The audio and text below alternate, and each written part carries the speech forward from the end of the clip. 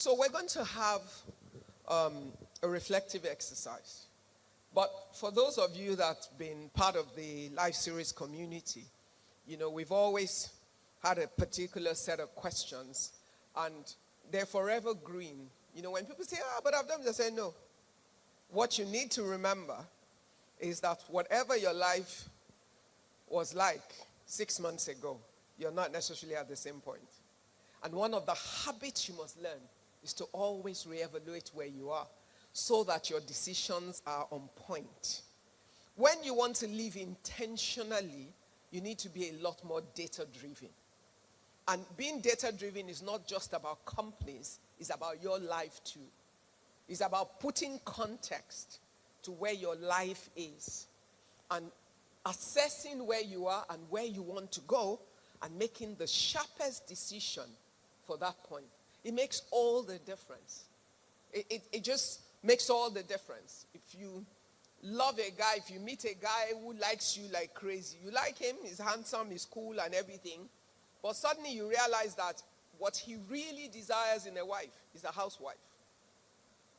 There's nothing wrong with him. He has a right to the choice. The question is that what you want for your own life? Because if what you want is different from that, you already know you have a problem. So that if you then say, I do in that situation, the guy didn't hide his own agenda. If you then falsely accept because of other things, then you are going to pay the price for the battle of fighting to extricate yourself. I've met people who tried to change the game after they were then married. And I said, no, you married the guy under deceit. That's you that pretended you were okay with what you were not okay with. And therefore, you become accountable for the decision. And it goes both ways. So, it's the reason why, for me, I'm trying to build for my community the culture of evaluating and making the most current decision for your situation. So, it's important to see. So, I've been spending a bit of time trying to think of how to move you forward a bit with the reflection, because that's what's helped my life. It's always about never assuming yesterday was right for me, but finding the right answer for today. So let's go. We're going to go through these questions. And as I always say, the first thing you do is write down the question.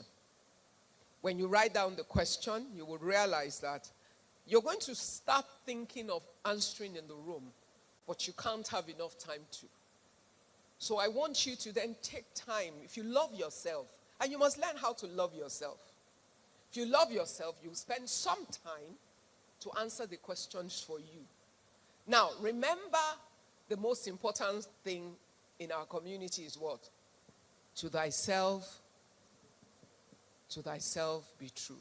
So that no matter what you do, make sure that in answering the question, you're true to yourself. Not true to the opinion of your teacher, your auntie, your uncle, your mommy, your daddy, your husband, your children. To thyself be true. Because if you are not true to yourself first, you cannot then moderate rightly with everyone around you. But first, own your position and then decide what factors affect how you moderate it. That's what allows you to be able to go to bed at night. Or go on your last day and know that I lived the life that I was given and I made the right choices for me. I can go to sleep and know that, yes, I'm responsible for my decisions. And there's a reason why I took the actions. So my first question is, how are you?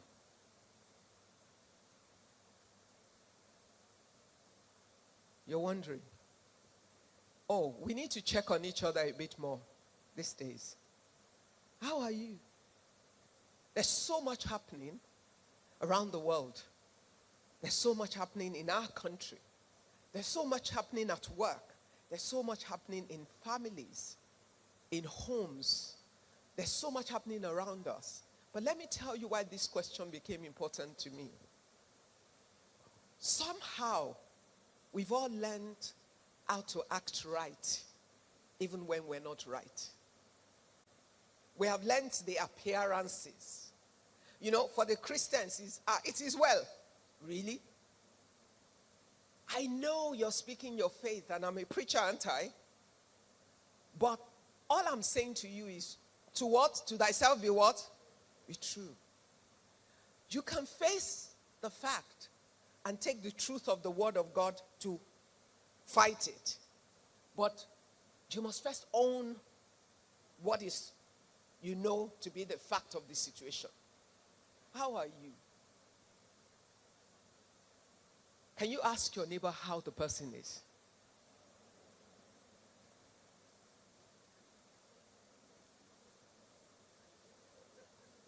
Did you get any answer? Everybody is smiling. Is everybody okay? No. To thyself be what? Is everybody okay? See, the challenge is we all act like we're okay when we're not. And doesn't mean that we're not okay some of the times, but there are seasons or circumstances or issues or parts of our lives that are not okay. And you know what? If nobody knows where you need help, you will have the help around you, but you won't get it. Why? Because they don't know. You're busy acting. When you see everybody, you put, and you know Nigeria, this hall, as you can see, they're clearing. I'm sure there was a party here till God knows when, yesterday. And if you want to be smiling and eating and celebrating in Nigeria from Monday to Sunday, you can. And everywhere you go, you just fit in, you dance, you wear a shebi. But people go home and cry. How are you? Write it down. Even if you can't tell anybody yet, answer the question, how am I? You can section it. How am I at work? How am I concerning my home? How am I concerning my children? How am I concerning whatever? Identify the different segments of your life and check on yourself. When you do, when it's clear to you, it'll become easier to think, do I need help? And then find your helpers. Because what you need might be next door. But if your next door neighbor doesn't know that you have a need, they can't help you. One of the most fascinating classes I had was a few years ago. I was attending a course at Kellogg's Business School, University of Chicago. And it was 58 CEOs from around the world. And this very brilliant, world-renowned professor alone was teaching our class for like 4 days. And he got to this last session, and he said to everyone,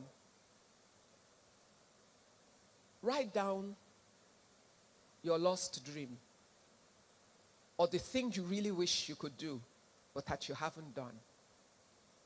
And everybody was first like, these were powerful people in the room. A number of some really rich guys in their pockets. Anyway, he got us to write it down. Everybody wrote down. Then he had all these sticker notes, post-it notes and all that.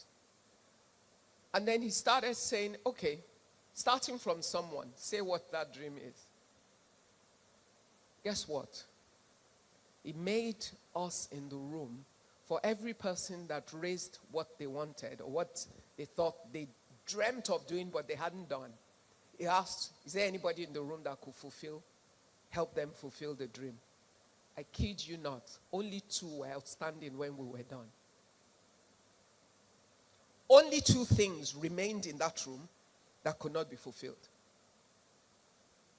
But we'd been together for about 4 days.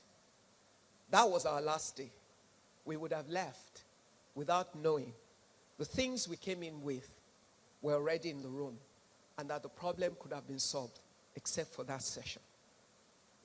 But they didn't know what you needed help with. So nobody could help you. You don't know your neighbors. You don't even know the power of the network of some of your friends.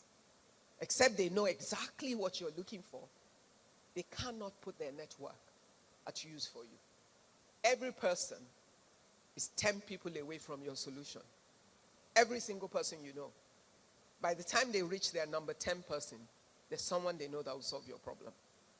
But it's about you knowing how to make that connection work for you. And one of it is that we can self-identify where we are. And we can have the courage and the liberty of spirit to be able to express to our safe spaces what's really going on. And you never know where the help will come from. So how are you? So as you go through this day, I hope you'll help me to check on somebody else around you. Make your question for the day, how are you? Ask somebody else. Imbibe the habit of asking in your network how people are. Just ask regularly. I think you'll be shocked that someone that was smiling a minute ago, the next minute can burst into tears when you ask how they are. And I found it to be true in many ways. So please, I want us to look out for each other a bit more. Because you see, when you help other people, you actually help yourself. Because when you say to someone, how are you? And they respond, you're going to end up talking about how you are. And it does make a difference.